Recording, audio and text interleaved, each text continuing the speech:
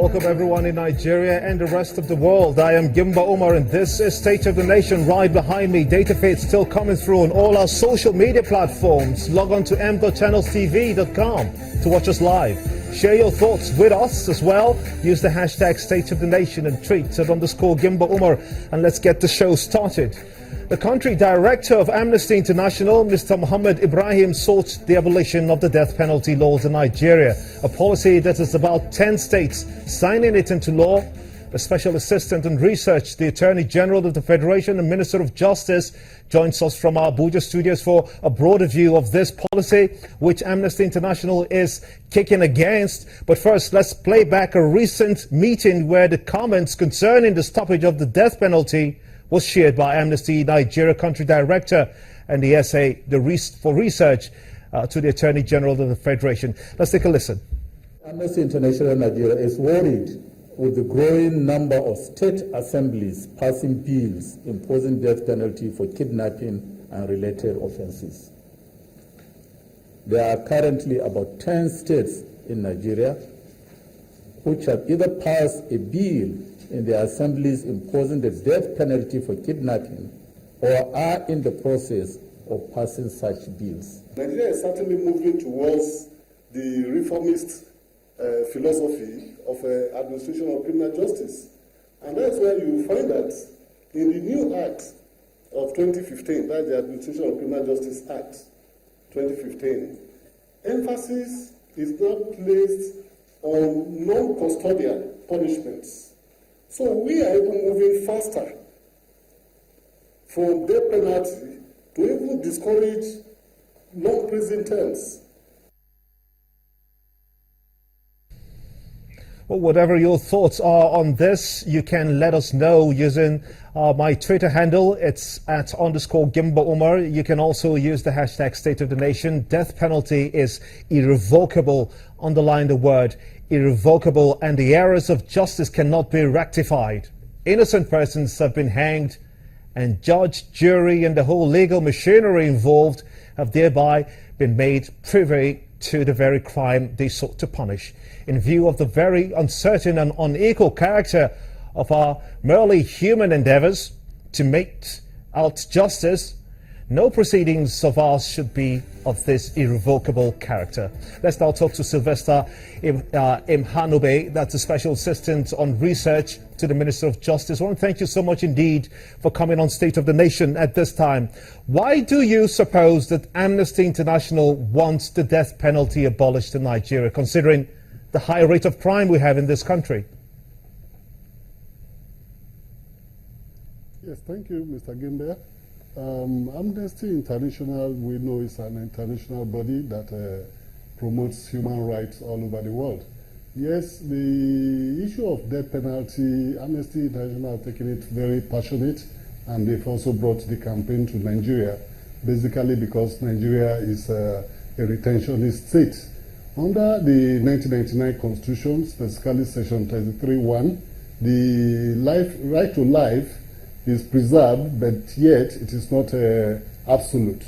Therefore, a person can be deprived of his life if there is a court sentence that grants an order of death sentence on the person. And we know that the courts would grant an order of death sentence where the law, as creating the offense, prescribes for such a provision.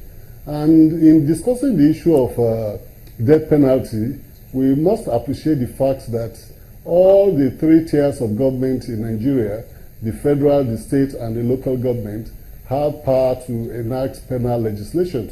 And when this penal legislation is enacted that carries death penalty, it is usually based on what we call legislative policy. And these legislative policies are based also on basic theories of punishment, because the key issue in this case is adequacy of punishment. Every penal legislation must prescribe penalties for certain acts. That is now the punishment or the sanctions, properly so called. So the range is very wide. We have death penalty, we have the life imprisonment, but what Amnesty International is doing is trying to really advocate a tendency that is growing all over the world, which tend to think about the reformist approach to punishments.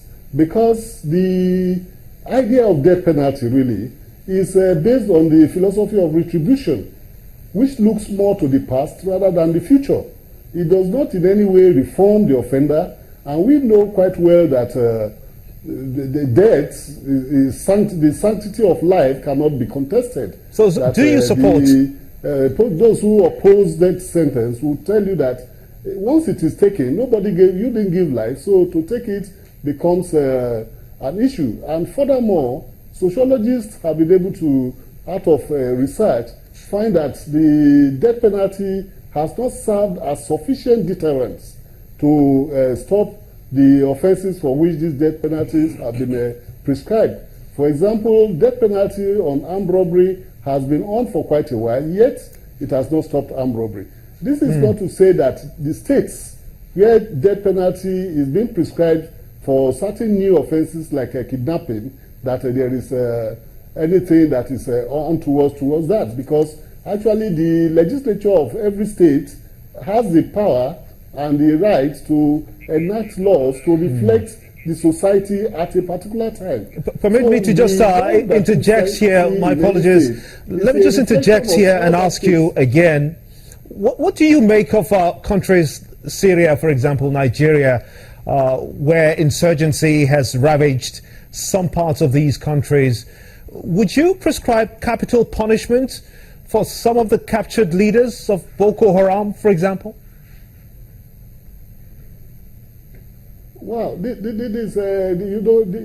are several answers to this question, because you can look at it from a religious angle, first of all, because both religions, that is the main religions, Christianity and Islam, prescribe the fact that there must be room for forgiveness. If I were to answer this question looking at it from my own religion, the rule there is that there was a time in the Mosaic law that tells you that it is an eye for an eye, but later our Lord Jesus Christ told us that when they slap you once, you must allow for 70 times, 70 times. So the same thing too in Islam. Islam allows for you to, in fact, it tells you that forgiveness is better than any other option. So we know quite well that we're going through the insurgency, which is rather unfortunate, and which we know will get out very soon by the effort of God and what the present administration is doing. But then, if the law says that a Boko Haram suspect who is convicted is to be given life imprisonment, which I think it's good enough, because as time goes on, you see, the terrorists of today could be the freedom fighter of tomorrow. Now, you also know, you also know about... So there should be opportunities. My apologies. Let me just chip in there and ask you another question. You know about the incident of one of the military personnel who was killed a couple of days back after being kidnapped. Kidnapping is another angle to look at this concern. What do you make of kidnappers facing capital punishment?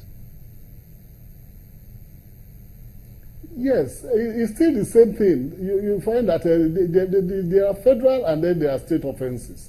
Even if we are going to apply kidnapping as an offense, it comes basically as a state offense. So you find that each state has the right to enact theirs. Perhaps, Gibeah, what you're suggesting, or you want me to answer, is what should happen to Section 33(1) of the 1999 Constitution. Because that is the provision of the Constitution that says that there are circumstances where life could be deprived. And if you ask me, we should begin to move towards an era that will amend that provision so that we preserve the sanctity of life. The modern philosophy of administration of criminal justice is to allow for rehabilitation. And I always find a very good example in South Africa, where they don't have what they call prison. Rather, they call it the Department of Correctional Services. We've seen situations where persons have been executed and it is done in error. And we've seen situations, in fact, once it goes, there's no coming back. And there's no room to rehabilitate the offender. So we make mistakes here and there. And I've seen people that have been very bad at a certain time in their age. And as time goes on, they are rehabilitated. And So they what become then? mentors So to what then do you others. expect? So when you impose death sentence, My apologies. What then do you expect from the government in Nigeria regarding this capital punishment, possibly abolishing the trade finally? What are your thoughts? yes, I will support the abolitionist philosophy. I think we should, in course of amending our constitution, we should look at Section 33(1) very closely and abolish death penalty altogether, so that we can do, because really the philosophy that supports death penalty, which is retribution, is backward looking. It is not as progressive as it should be. Small countries are embracing the abolition of death penalty, even though in the United States there are states like Texas that still retain it, but that is not good argument to say that it should be retained. Nigeria, as a responsible member of the international community, can go forward and look at how to abolish death penalty by looking at the amendment to Section 33(1) of the 1999 Constitution. Sylvester Emmanuel, a senior assistant on research to the Minister of Justice on the death penalty controversy. I want to thank you so much indeed for talking to us on State of the Nation. Well, a seeming defeat of the insurgency group Boko Haram sinks in the subconscious. What's next for the government's plan? We'll look at that when State of the Nation returns. Stay with us.